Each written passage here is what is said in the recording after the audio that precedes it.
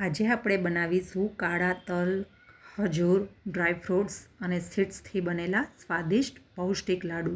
આ લાડુ સુગર વગર બને છે અને એનર્જીથી ભરપૂર છે અને બાળકો તેમજ મોટા દરેક માટે ખૂબ જ ઉત્તમ એવા આ લાડુ બનીને તૈયાર થાય છે. આ લાડુ બનાવવા માટે સૌપ્રથમ આપણે 1 કપ જેટલા કાળા તલ આપણે લેવાના છે. આ તલ કેલ્શિયમથી ભરપૂર હોય છે. ત્યારબાદ આપણે 1 કપ દાળિયા લેવાના છે, જે સોલ્ટ વગરના આવે છે તે મોરા દાળિયા લેવાના છે. ત્યાર પછી 3 ચમચી કોળાના બીજ લેવાના છે. 3 ચમચી તરબૂચના બી લેવાના છે.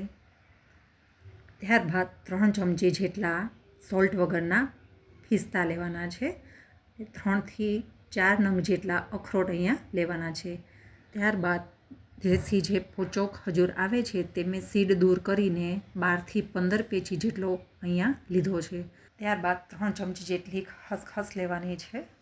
આ લાડુ બનાવવા માટે તૈયાર કરેલા ઇન્ગ્રીડિયન્ટ્સ એકદમ હેલ્ધી છે અને સુગર ફ્રી છે.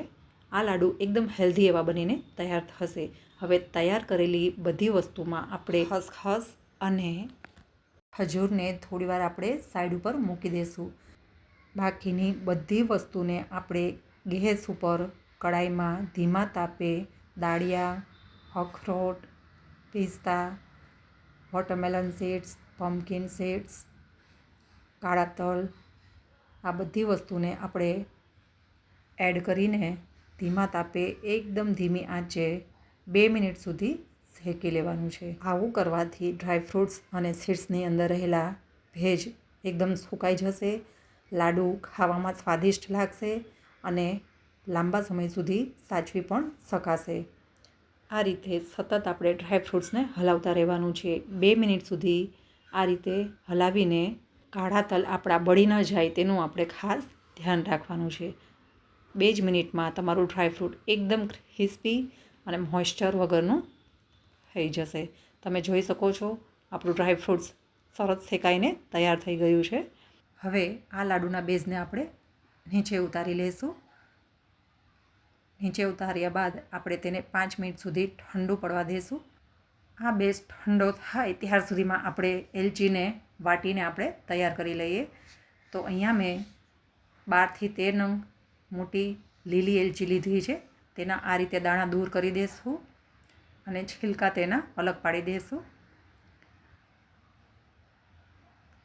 હવે આ એલચીને આપણે આ રીતે ખલમાં એકદમ બારીક પાવડર બનાવી લેશું. એલચીનો પાવડર આ લાડુમાં એડ કરવાથી તેનો સ્વાદ અને તેના ગુણ બંને ખૂબ જ વધી જશે. તમે જોઈ શકો છો એકદમ બારીક પાવડર બનીને તૈયાર છે. હવે લાડુના બેઝને ઠંડો કર્યા બાદ આ રીતે મિક્સરની મોટી જારમાં આપણે આ રીતે લઈ લેશું. ત્યારબાદ તેમાં મારી પાસે ઓર્ગેનિક ગોળનો આ રીતે બુરુ પાવડર છે.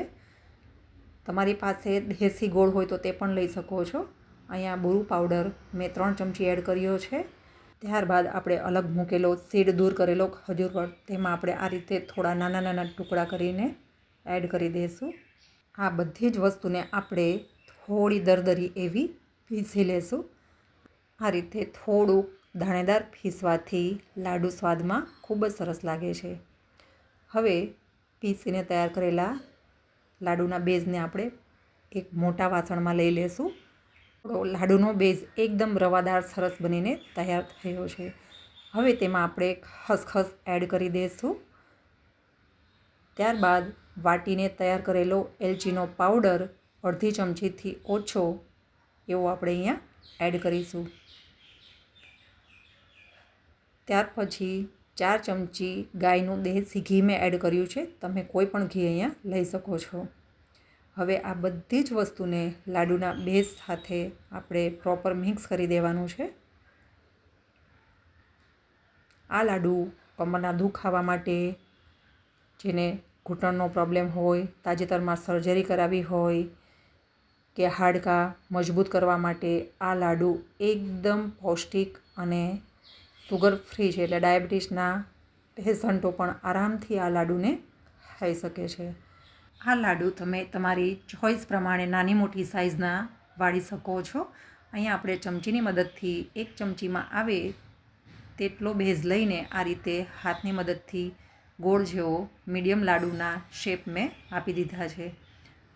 તમે જોઈ શકો છો તલમાંથી કેટલું સરસ તેલ અને ઘીનો પણ આપણે ઉપયોગ કર્યો છે, એટલે એકદમ પૌષ્ટિક અને હેલ્ધી લાડુ આપણા બનીને તૈયાર થયા છે.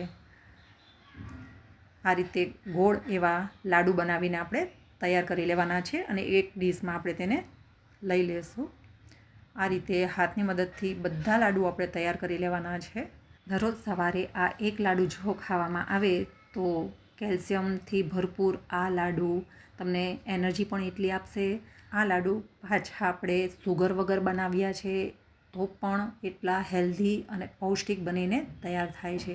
આ લાડુનો સ્વાદ પણ ખૂબ જ સરસ આવે છે. ખજૂર અને ગોળનો ઉપયોગ કર્યો છે એની જગ્યાએ તમે એકલા ખજૂર અથવા એકલા ગોળના પણ બનાવી શકો છો. હવે આપણે આ લાડુને થોડા એટ્રેક્ટિવ બનાવવા માટે તેમાં ઉપર આપણે વોટરમેલન સીડ્સ આ રીતે લગાવી દઈશું અને બધા લાડુ આ રીતે તૈયાર કરી દઈશું. તમે જોઈ શકો છો કાળા તલ, ડ્રાય ફ્રૂટ્સ અને સીડ્સના આપણા લાડુ બનીને તૈયાર થઈ ગયા છે. કેલ્શિયમ, વિટામિન્સ, મિનરલ્સ, પ્રોટીન્સથી ભરેલા આ લાડુ ઘરમાં નાના મોટા દરેક વ્યક્તિએ જરૂરથી ખાવા જોઈએ. દરેક ઋતુમાં અનુકૂળ આ લાડુ આપણને ખાવામાં પણ સારા લાગે છે અને ગુણોનો પણ ભંડાર છે. હાડકાને મજબૂત કરે તેવા કેલ્શિયમથી ભરપૂર સુગર ફ્રી આ લાડુ તમે પણ એકવાર જરૂર ટ્રાય કરજો. આજની રેસીપી સારી લાગી હોય તો મારી ચેનલને લાઇક, શેર, સબસ્ક્રાઈબ કરજો. ફરી મળી એક નવી રેસીપી સાથે. Thank you for watching.